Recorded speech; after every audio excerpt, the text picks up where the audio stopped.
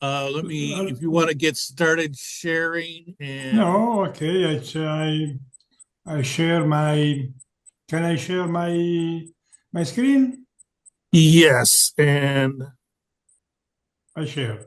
I'll do a short introduction here. Adalberto Codetta studied physics at University of Pavia. He studied and taught math, physics, and computer science in secondary schools and carried out educational research and training. Is both coordinated action research at a national level and been a school principal. He is currently involved in introducing the content of Big History into schools. Adalberto? Just a moment. I'm trying to condividi. Yeah, okay. I think it's Okay. It's coming. working. Yes. Yeah, okay. If you do Just a the moment. presentation I mode. try to share the. Okay. Is it working? Elinzio. Now, as Yep, that's good. my name is Adalberto Codetta. I am a member of a teacher training organization. The name is OPPI. And let me see how it works. Okay, just a moment.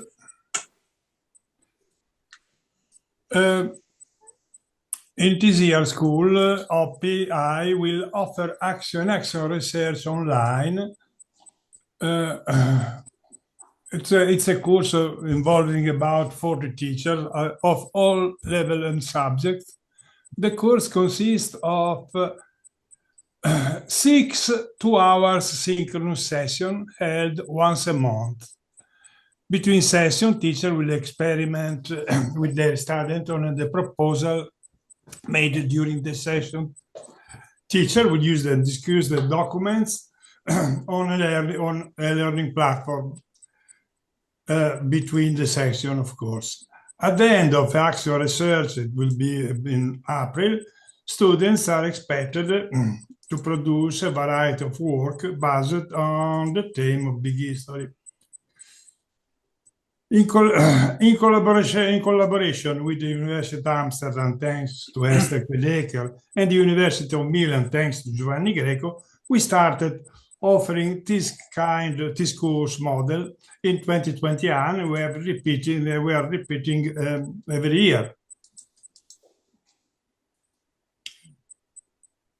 Science is for its foundation 60 years ago. OPPI has worked to interpret the emerging needs arising from the profound social change in technological innovation and shift in the consciousness of young people. In this spirit, I attended the IHPI conference in 2014. It was in San Rafael, after which I immediately began conducting the first experiment with students together with my colleague Marina Porta. Encouraged by the good result obtained, we offered courses to teachers to introduce big history vision in the classroom. Of course, we follow a constructive approach, and they have not to study big history as a subject. They have construct their idea of the world, of course, in the direction of the standard ideas of big history, but working in this direction.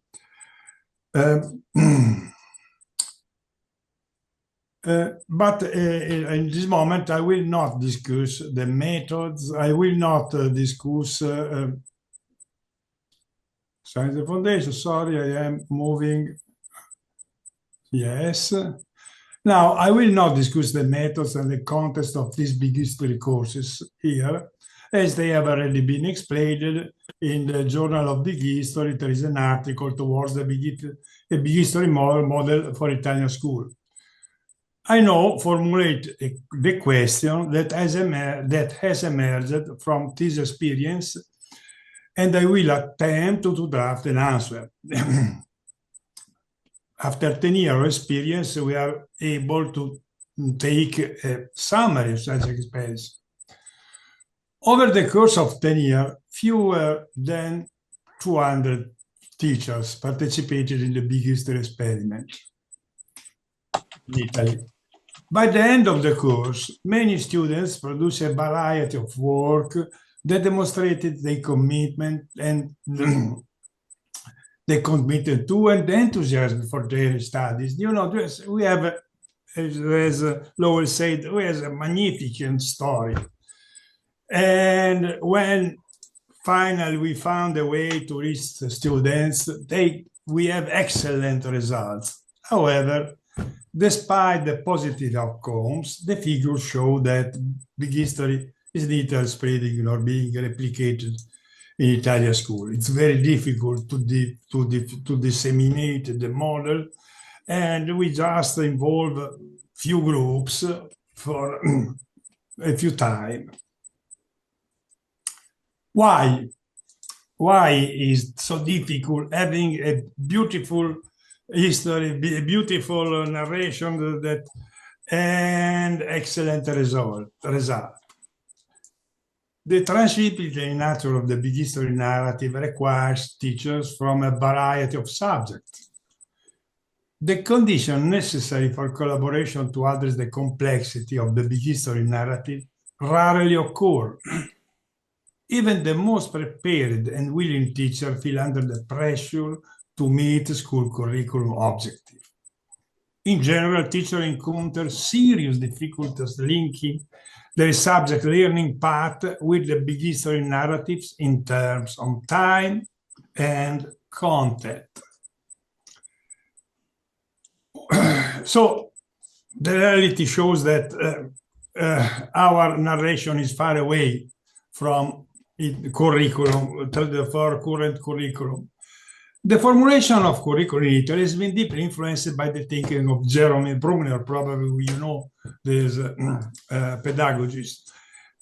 He said that the curriculum of a subject should be determined by the most fundamental understanding that can be achieved by the underlying principle that gives structure to that subject. Teaching specific topics or skill without making clear their context in the broader fundamental structure of a field of knowledge is uneconomical in several deep sense.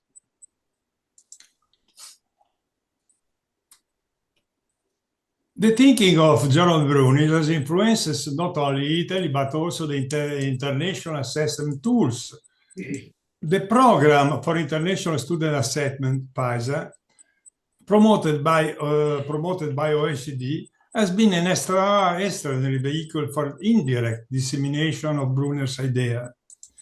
PISA is a large-scale triennial survey that evaluates the knowledge of skills of 15-year-old students, an age considered crucial as it marks the end of compulsory education in many countries.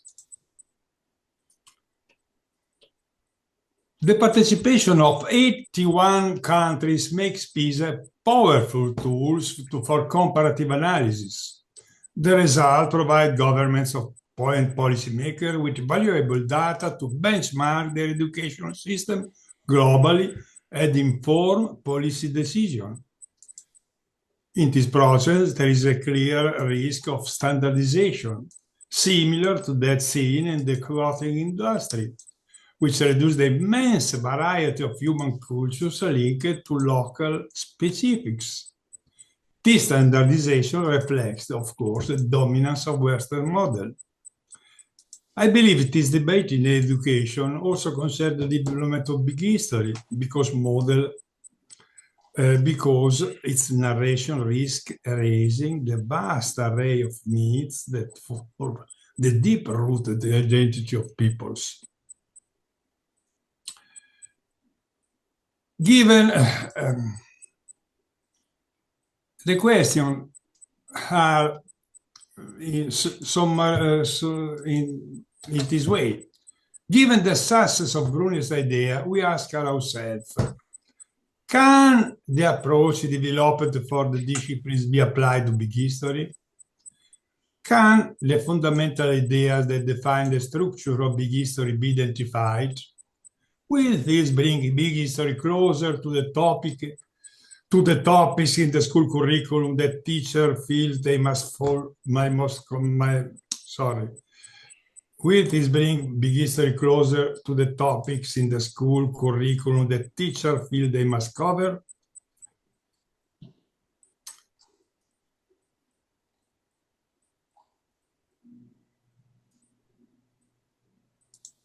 In few words, what are the fundamental principles, structure, big history narrative? This question, of course, raises important epistemological issues that I am not unable to address. I therefore propose a robust and heuristic approach to analyzing the underlying principles that give structure to the big history narrative, bearing in mind Bruner's cautionary note. Designing curriculum in a way that reflects the basic structure of a field of knowledge requires the most fundamental underlining of the field. It is a task that cannot be carried out without the active participation of the average scholar and scientist. Now, I am not an able scholar in big history and nor a scientist. I am a teacher. I have been a teacher and a teacher director, and now I am a teacher trainer. But I try to make some modest proposal about fundamental structure to big history,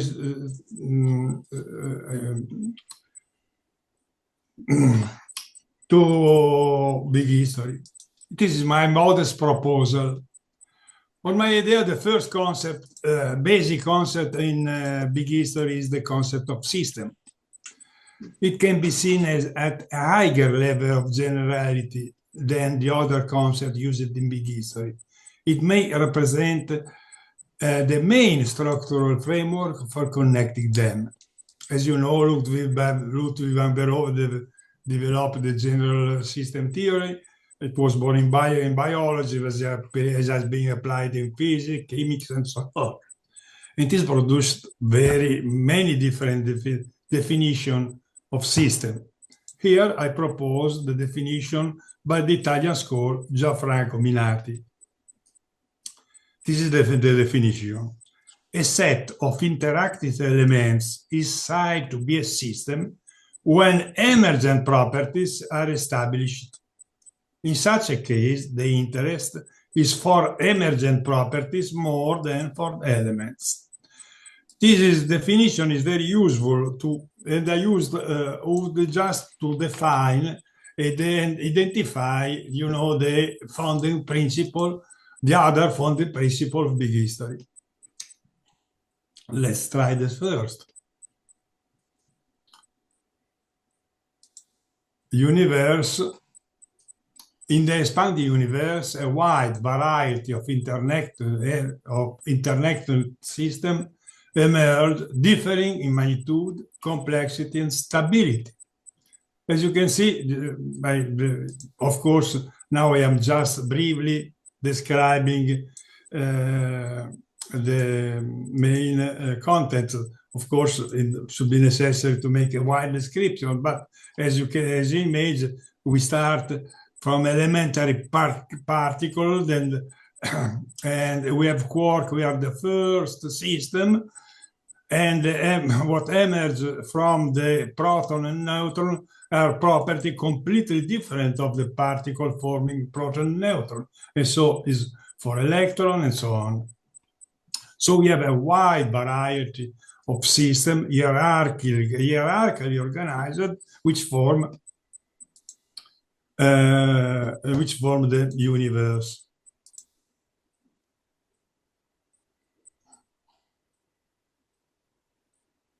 Sorry.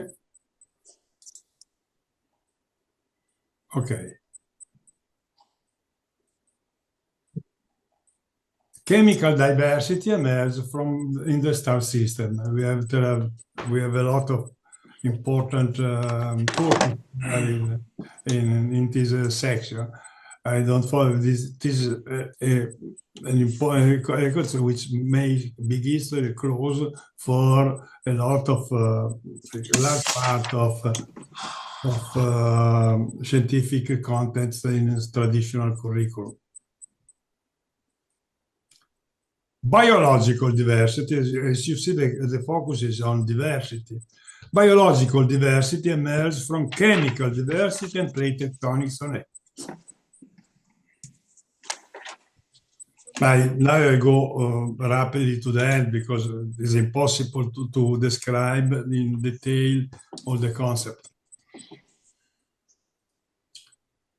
This is important. Competition versus symbiosis is at the core engine of biological evolution.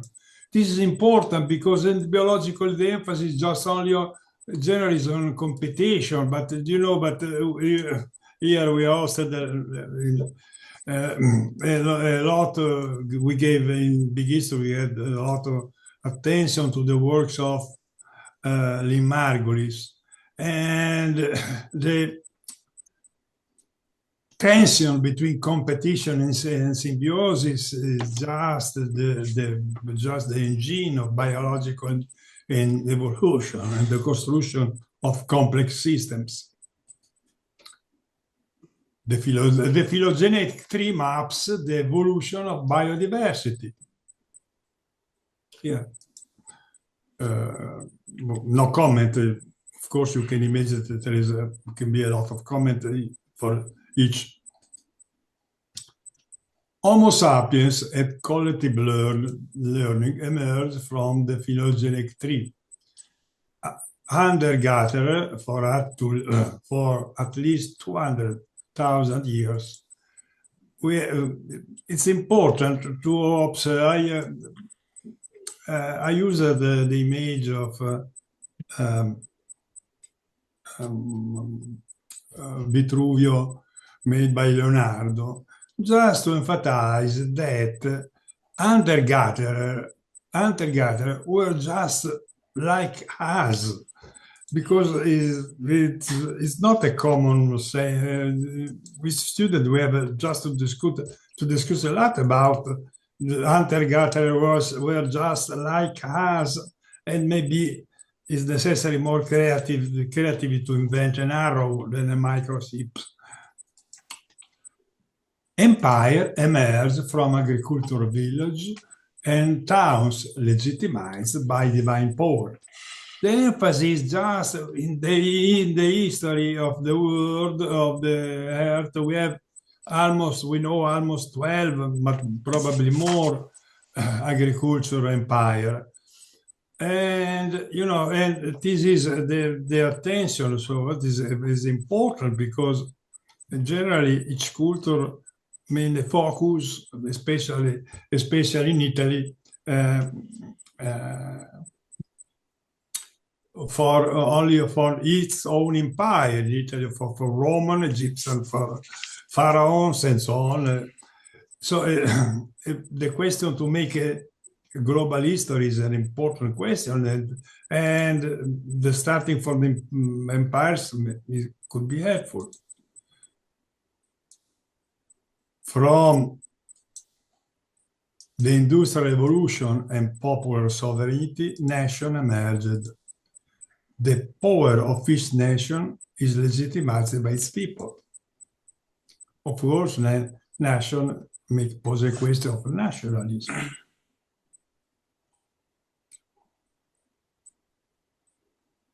Globalization increased the tension between competition and symbiosis. And it is what we are just dramatically, it's politically experienced in this moment. So the question is, what system will emerge from our responsibilities in globalization? Of course, it's the I appreciate the speech about ethics, but this is just the actuality. Now, this is my modest problem. So I said I make a list of the founding principle, the concept of system, the expanding universe, the chemical diversity, the biological diversity, the competition versus symbiosis, the philologic map 3, Homo sapiens, empire, emerges, industrial revolution, empire and nations, and industrial revolution, nation, globalization, and the tension between competition and symbiosis. The aim of this communication is to identify the most effective ways of equipping teachers with the concept tools they need to integrate big history effectively within the constraints of school curricula. To this end, we have set out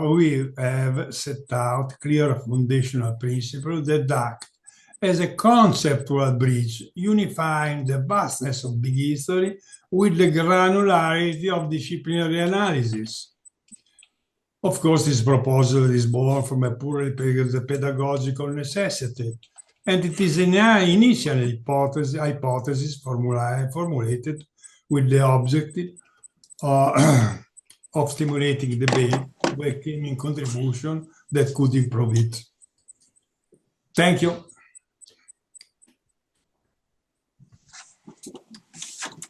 Excellent, Adalberto. Thank you very much. What's up? And if you want to stop sharing, then we can ask others if they have any questions or comments. Usually at the top, move your mouse up there. I think it will have a green button, stop sharing. Sure. I have to stop to share? You don't have to. Interrompi condivisione, sorry. There we go, yeah. So, questions and comments?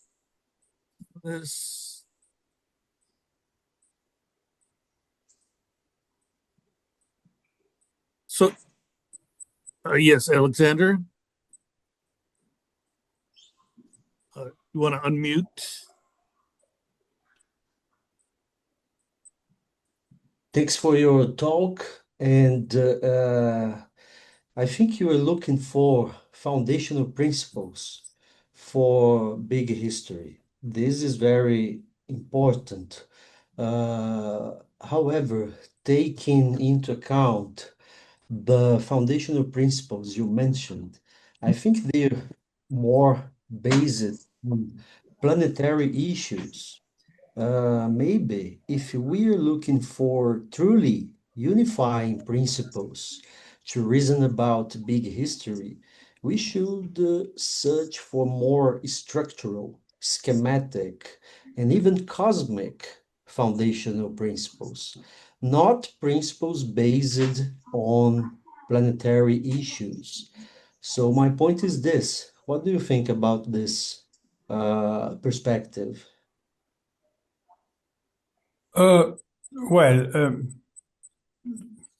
I recognize it is an anthropocentric analysis. Of course, the focus is just on our life, and it is on our history, and to connect big history with ordinary school curriculum.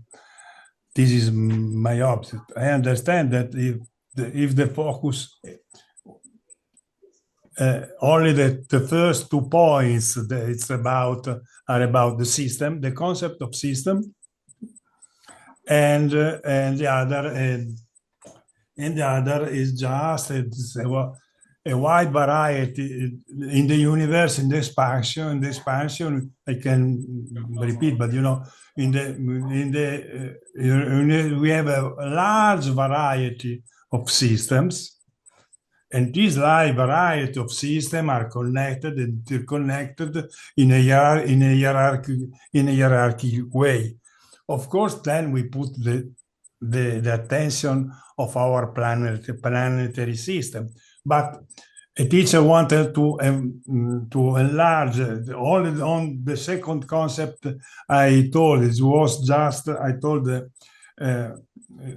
description, the concept that I now repeat by memory.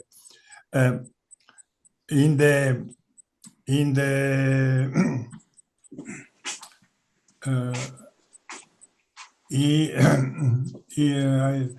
the expanded universe, a large variety of systems, interconnected systems, emerge,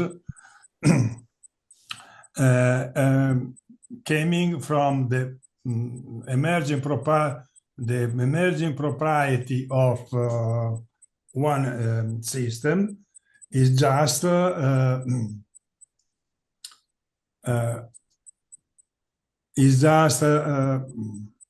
I can share, maybe it could be easier to describe, but probably it's not necessary. May I share again the... Yeah, go ahead. Go? I go? Yes, I try? yes, go ahead. Okay. Just to reply, now I try to share the word. I'm not able to share now. What's that? Continue the posticci. I don't know why I am not. No, I'm not able to share. Maybe it is just. Condividi, ecco qua. Condividi. No, here. Okay, good. Okay. This is the only concept we can use just in the expanded universe. A wide variety of interconnected systems emerge different in magnitude, complexity, and stability. Here you can put a large focus about what happened.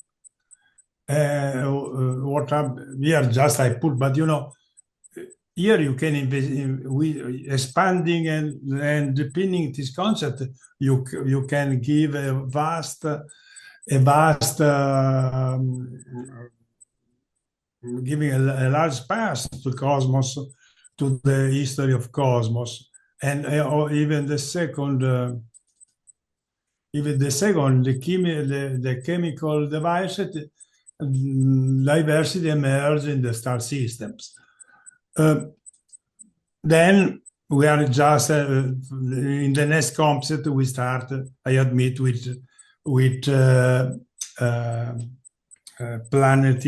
planetary concept. Of course, it is just a proposal. Is it possible eventually to add maybe more general concept to on this point of view? Remember, I am just trying to put a list of concepts just to present big history closer to curriculum, to traditional curriculum, in order that teachers know that if they deepen such study when propose some subject of traditional curriculum, it could be a part of big history narration. Now this is my proposal. Of course, I recognize it's anthropocentric. Okay, thank you. All right. Any other questions or comments? Very good. Thank you very much, Adalberto. Thank you.